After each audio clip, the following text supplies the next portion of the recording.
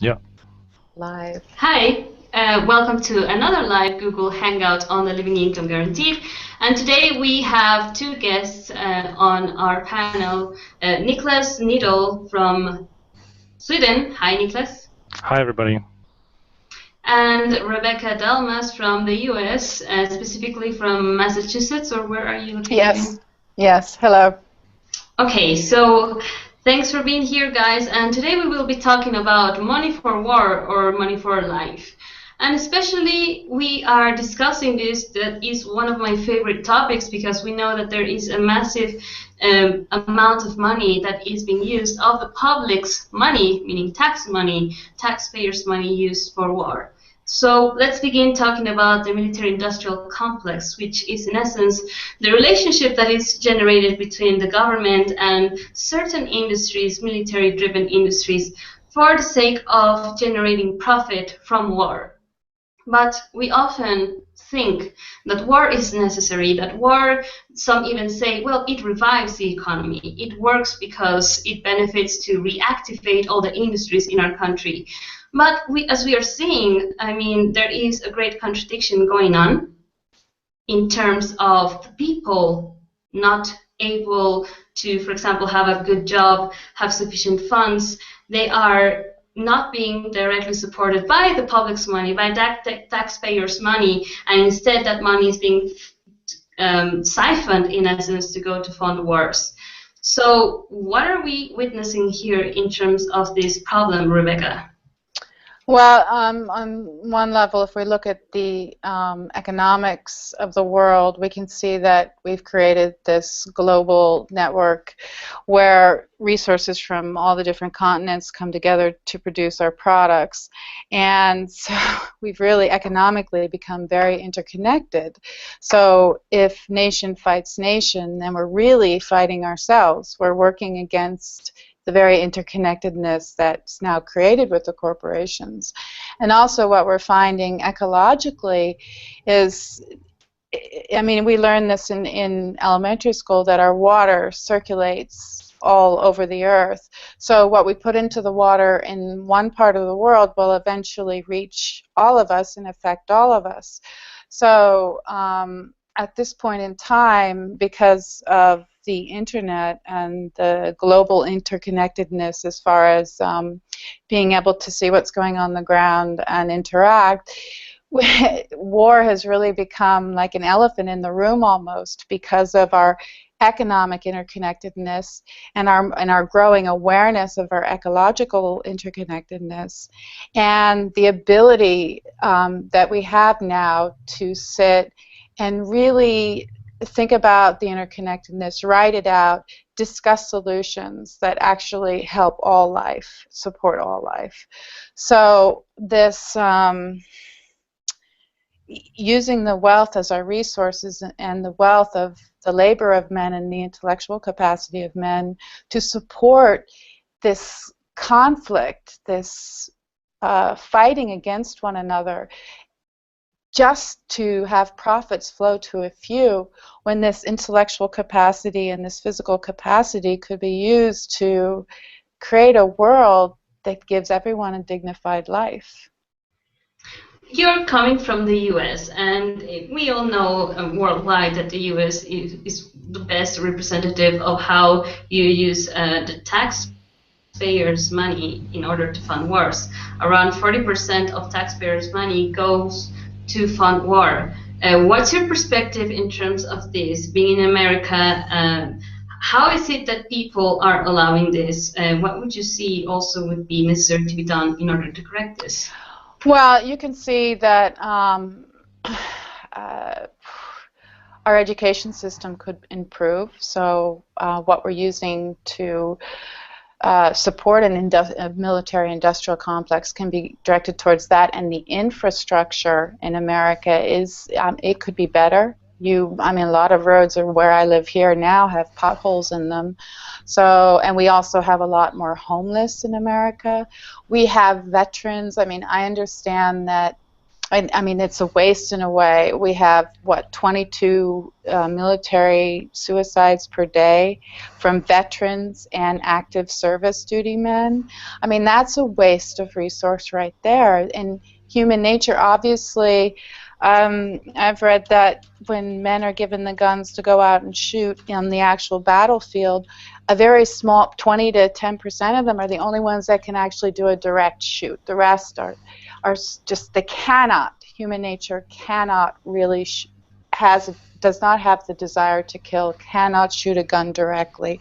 And this causes all kinds of psychological problems, which means we're not directing the capacity of that person in what would be best for what that person, even having some modicum of sanity left, would choose. So it's also to say that, so I know that some numbers say 35 to 40% of the American GDP is directed towards war.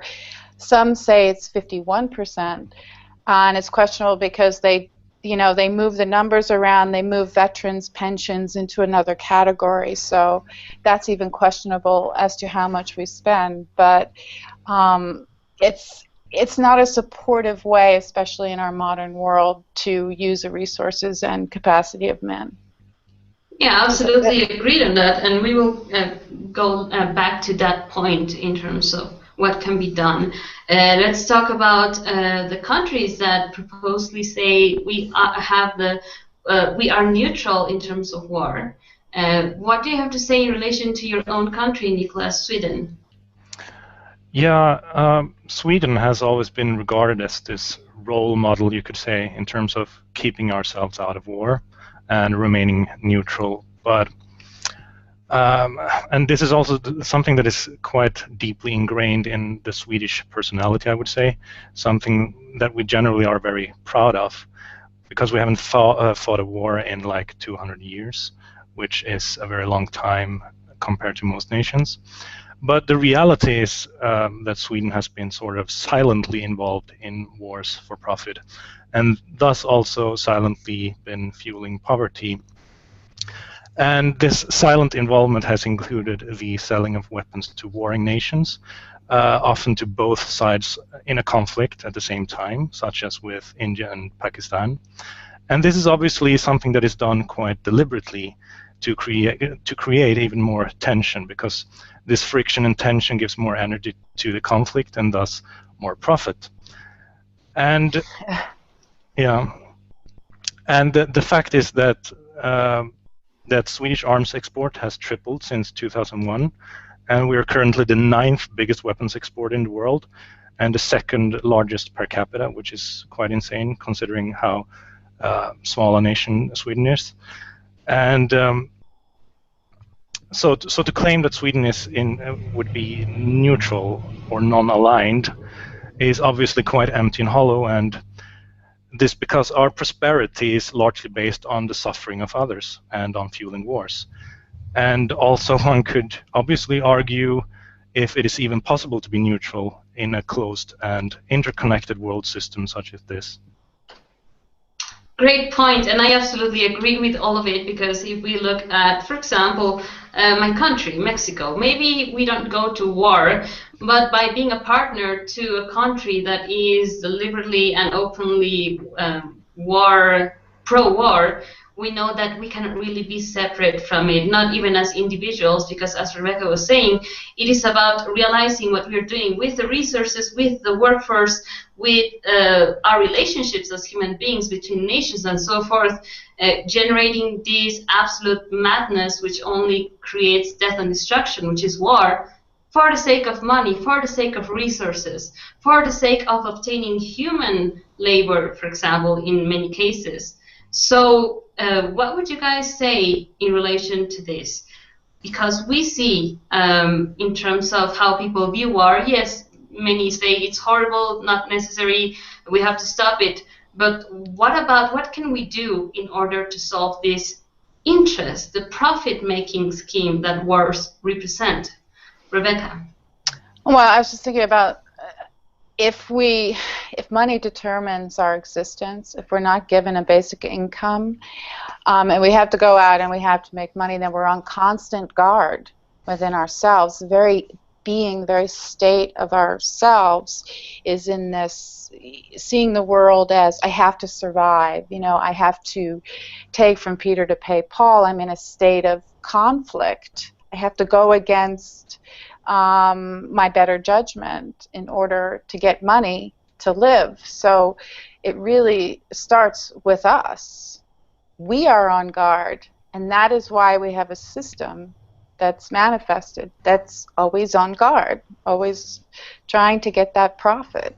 So until each one of us changes within ourselves and realizes, gee, I can communicate and interact and see what practices we're carrying out on Earth as men, see what it does to the environment, because I realize the ecology is interconnected. And I can actually, because of the new technology, see what's going on the ground all over the Earth. I can become part of what's happening on the Earth and direct in ways that do no harm. And then I don't have to be on guard anymore, because all of humanity can directly participate in what we're doing.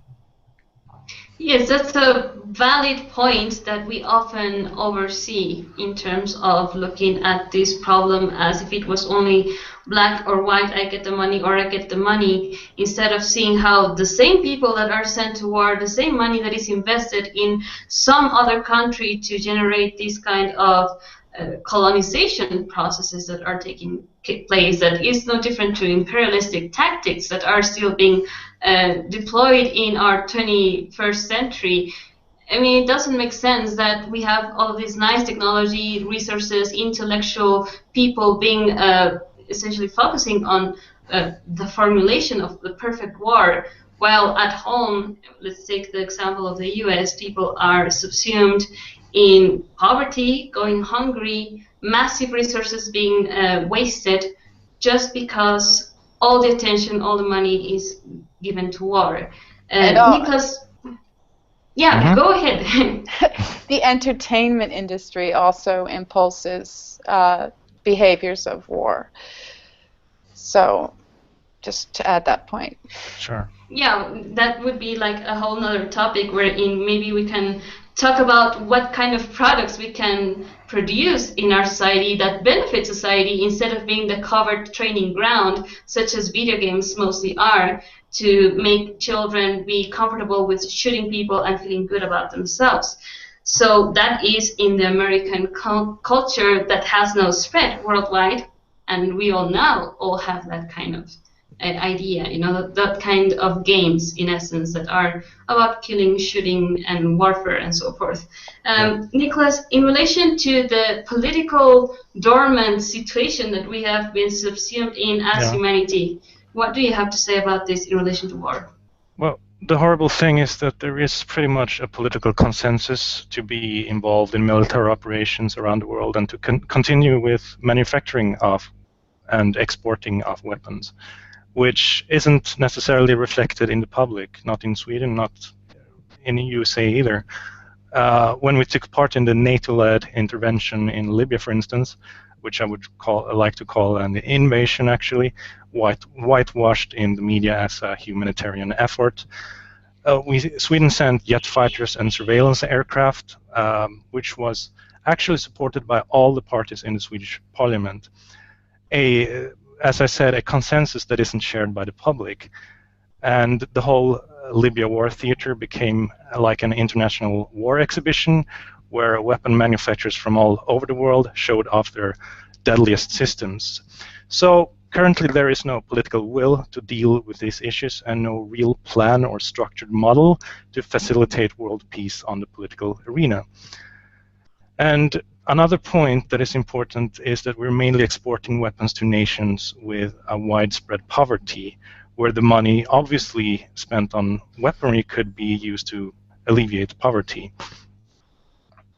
And that's the kind of shocking data that we don't often get to know about, because we only hear the nice idea of, oh, well, the US is going to go and establish democracy into this country, or take out this kind of dictator because he's doing bad to the people. But we never really actually get to investigate what is really going on and how such intervention is actually only benefiting the side that is coming to save instead of the ones that are being saved. Yeah. Continue. I want to mention some statistics. Around the world, we spend about 1,000 billion US dollar on military expenditures, of which USA stands for about $680 billion, so around 70%. And this is paid for, as we mentioned, to a large extent by the American taxpayers. And this in the context of about 30,000 children dying each day due to shortages of food, water, and sanitation. So the huge sums of money that are spent to sustain this monstrous self-feeding war machine could instead obviously be used to finance such a system as the living income guaranteed that would effectively wipe out poverty and hunger and, in fact, facilitate individual liberty. That is, in my opinion, truly the road to peace. And since no established party really have ending wars on their agendas, it is something that we individually and collectively have to come together and bring onto the political arena ourselves. Absolutely agreed. In relation to the solutions, we can look at that. Rebecca, what would you say in terms of implementing a living income guaranteed system in the US? Well, I think if people knew that they had a safety net as a basic income, then they wouldn't have to, as I said before, those men that don't really want to shoot the guns, they wouldn't pick them up and go and shoot them. They could walk away. As well, our infrastructure would be better than it currently is. Right now you see all this pollution going on with the resource extraction. Even in America, it happens all over the world, but with the fracking debacle, these practices, even if we had to continue to do them for a while because we were dependent on them, the money could go into ensuring that it is done in ways that cause no harm to the ecology, because we're all dependent on the ecology. Or developing new technology, maybe. Yes, all the people in MIT that are currently being there and sponsored by the Pentagon, precisely just to be developing new warfare artifices. All of this can be stopped, like the entire warfare machinery can be stopped and still be good for the people, because that money that is currently being siphoned to Afghanistan and the decade war and all the people that die, all the veterans that have to come then to the US and be given all of these pension plans that are now even being diminished and causing them all of the trauma that goes with war, all of that can be stopped and instead use that money to fund the living income, which is, for everyone that is watching for the first time, it is giving money to everyone that so requires it to live, as well as a series of other changes within the economic and political model of a country, of any country. We're talking about the US because we know that it is the most bellicose country in the world at the moment and with the most military expenditure and power. Therefore, we say that we require to, right now, as people that are witnessing people going hungry, people not having proper health care, people not having proper education, to use that money to fund the living income guaranteed. And what would you say would be the most controversial point to face when proposing this to the American public, Rebecca? I think that we have this idea that power is a valid state of being, in that, you know, the search for power, and the power is really in enjoying life, in learning to direct yourself and working with the physical world. So that is a joy. That is a real power. So this whole paranormal ideology that of the power structure, and that you have to fight to get there, that middleman behavior of conflict has to be removed, and that on the ground we can go, from being life. We don't need that conflict and friction. We don't need this military industrial complex. We can actually direct our resources to living life. So it would be mostly like something that we have to directly address to people, because we don't see it. Meaning, you as an American do not get war at home. So in essence, there is like still this detachment. Like, okay, it doesn't affect me. They're fighting the bad guys or so-called terrorists, which is just a whole other topic. How the manufacture of consent for war by the people is being created, but there's already been great advances in terms of the public opinion, such as how the intervention from the US towards Syria was stopped and was prevented by the public opinion. And this is why we're also doing this, because we have to wake up and realize that wars are and never will ever support life, and wars are always for the sake of earning profit. So if a nation wants to earn profit, then we say, well, rather investigate the living income guaranteed to create profit in a way that it is supportive, that it supports life, as Rebecca is mentioning, instead of using all of that money, all of the resources, people to go and kill for the sake of profit, of land, of resources, which can be also regenerated or created at home, meaning in each nation. I just read that they're putting sanctions on Syria. That suppressing people, it does not.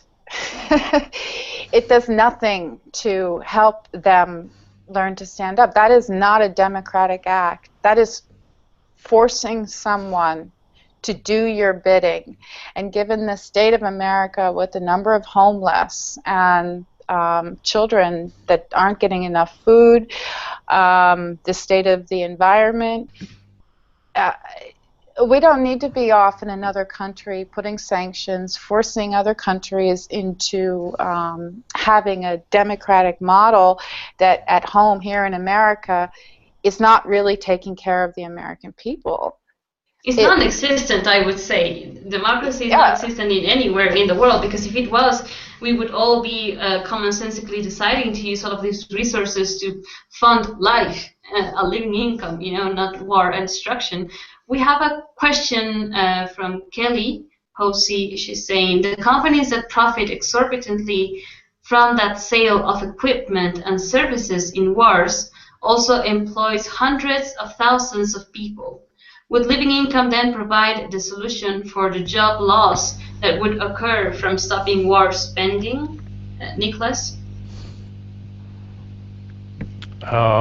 Well, obviously, LIG would provide an income for the people without jobs, but the system itself would also provide them with, in time, with works that are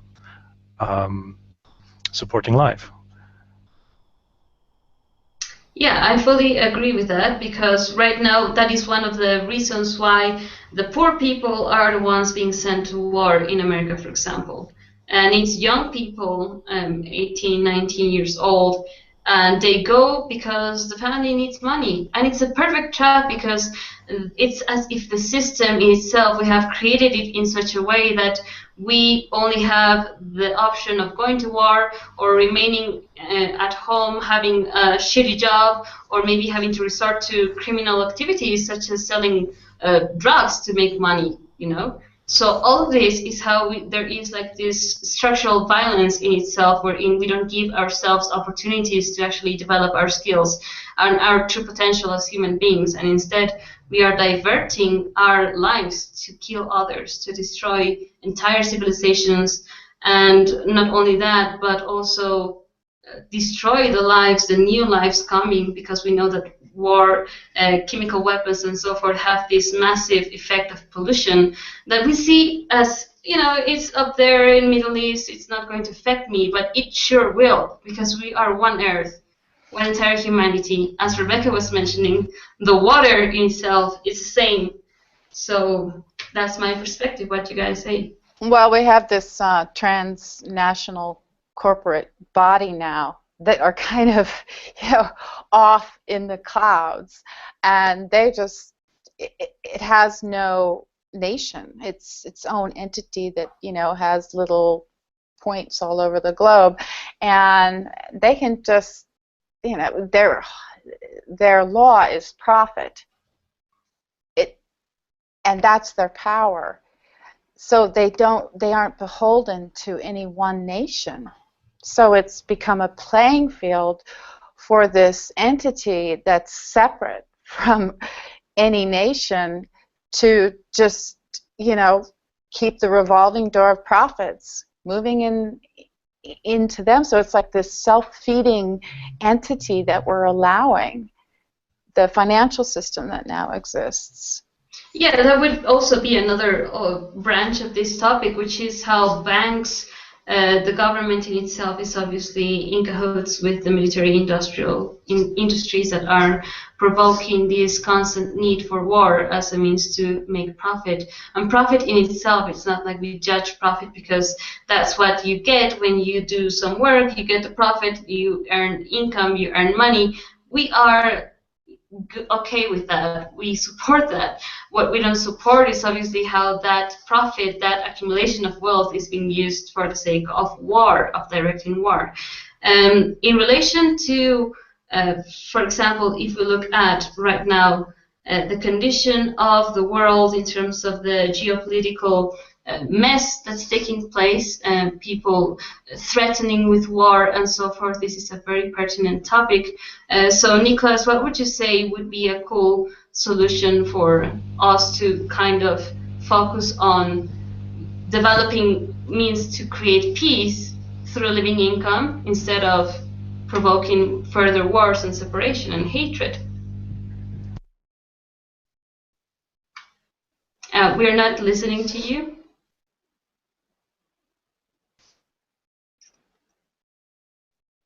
We're not hearing, or can you hear him, Rebecca? No. No, I can't hear him. Okay. So let's see if you get the... Okay, he's coming back. What I would say is, for example, if we have these United Nations or these organizations worldwide that are meant to establish peace between nations, right now that we see that it is like the whole sanctions game, wherein I give you sanctions, I lower your sanctions, and you stop creating your military power, you knock your power, and so forth. But that still remains, from my perspective, within the same power offense-defense balance, which is really unacceptable. It should be entirely stopped. And what I suggest is that we, as nations of the world, propose that such people, the people that are, let's say, representing an entire nation, such as presidents or foreign ministers, would in fact sign treaties wherein each other support each other nation to focus on their own economy, reviving the economy at home, supporting, for example, the implementation of a living income guarantee wherein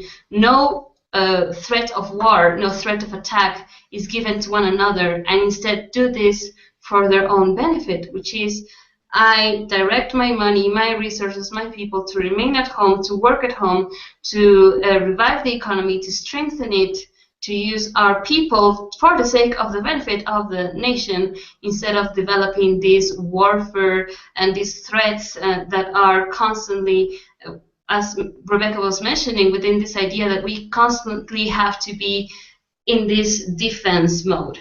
What do you say about this, Rebecca, in terms of the international treaties maybe that can be signed to fund the living income in each nation?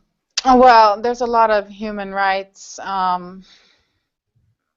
statements and meetings and things that have happened, and we propose them, but we don't actually put them in practice. We don't actually, you have to give people enough money so that they can direct themselves, so that people can start developing themselves and making choices themselves, as it is now with the military-industrial complex. I mean, we see it in entertainment. We're being fed what choices. It's a control mechanism purely for power and self-interest, and it is not taking care of the earth. I mean, that's really, so I think a living income guarantee will allow people to use their common sense and stand and not be forced into choosing what we obviously know is not good for the planet at this point, especially with the World Wide Web opening up.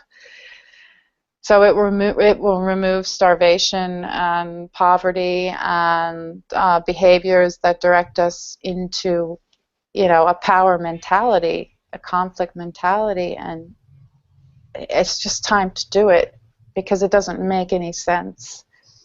Yeah, I absolutely agree, and we know that throughout history it's been part of how nations are formed, how wealth is created, war, all the time.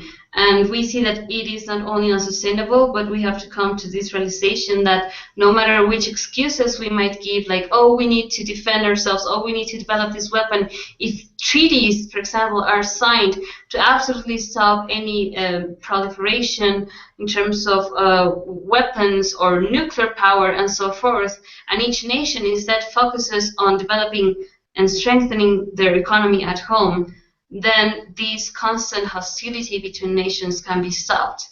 And that will only come when we, the people, start voicing ourselves and directly proposing this solution, because then war won't be the only way out to revive the economy. It will be then directing the money that is used right now for war to strengthen the economy at home in any country in the world.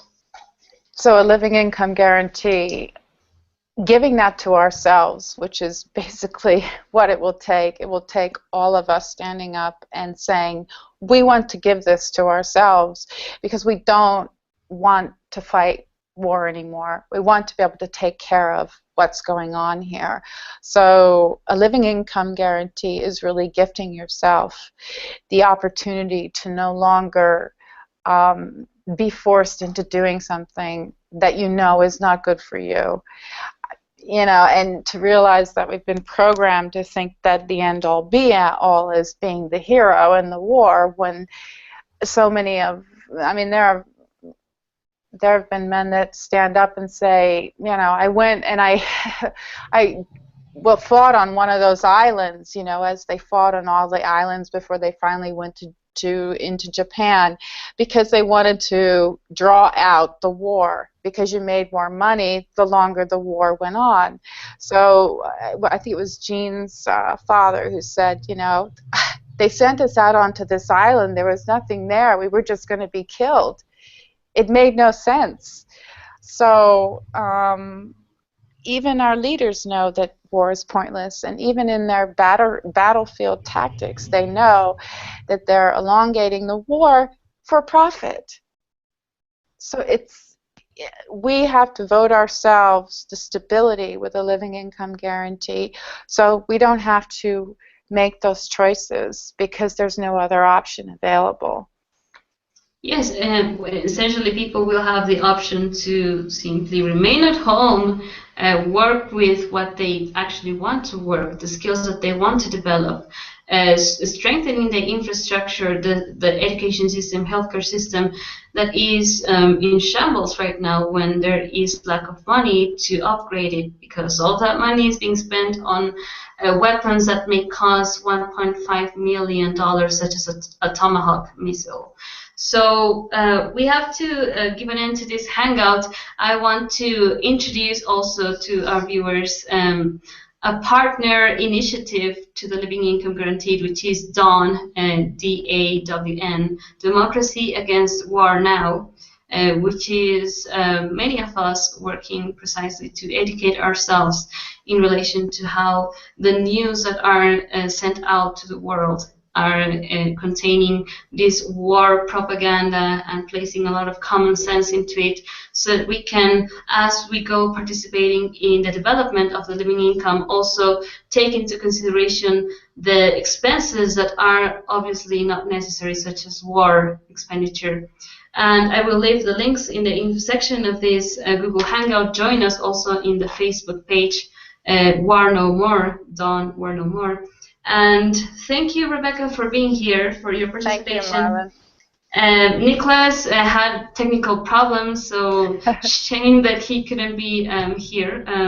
But all the points that were shared today, we would like to also hear from you if you have any other story that you would like to share also in relation to your country, some data that will be supportive, and for educational purposes, contact us, because we are also open to not only educate ourselves but each other about how we can best make use of the resources of the earth, of ourselves as human capital, and also of our people's money, in essence. So this will also, as a side point, in terms of the veteran expenditure in the US, it will also be diminished and stopped, because the living income would also cover that and stop all the trauma that comes with going to war. So we are absolutely against the notion of war for profit, and we support life in all ways. So thanks, guys, and see you next time. Bye, Rebecca. Bye, Marlen.